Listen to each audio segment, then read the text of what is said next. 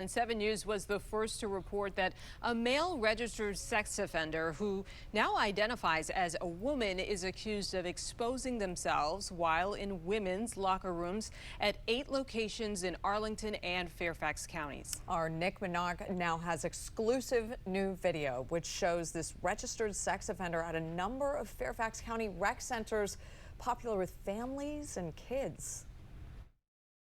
It took nearly 3 months of back and forth with Fairfax County, but 7 News finally got our hands on surveillance video of Tier 3 sex offender Richard Cox, who we've reported on before, inside Fairfax County rec centers, clearly breaking the law.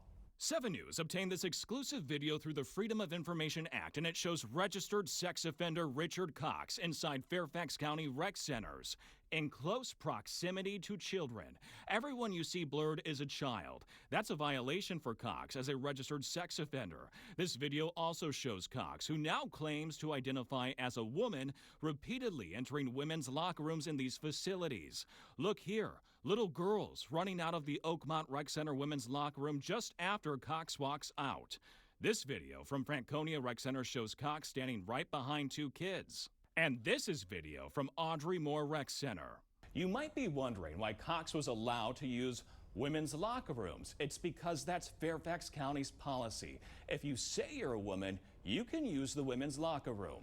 And the county doesn't have a system in place to flag sex offenders when they check in at rec centers. Are you going to change the county's policy that allows biological men and females locker rooms and bathrooms? 2 months ago, I asked Fairfax County Chair Jeff McKay if he intended to change county policy. He walked away. When I tried again a couple of weeks later, the county had news signs around the Board of Supervisors to keep the media away. Today, I sent emails to Fairfax County supervisors whose districts include these rec centers to ask about the locker room policy. None responded. We've been asking these questions about protecting women-only spaces in public facilities for months, but only Supervisor Pat Hardy seems concerned. The sad part is that can still happen in Fairfax County. Nick Minock, 7 News.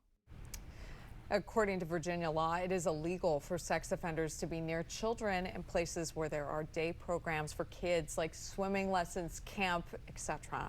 But Fairfax County police have not filed charges against Cox for these visits. Cox currently faces more than 20 charges in Arlington County. And his next court hearing is set for the end of May.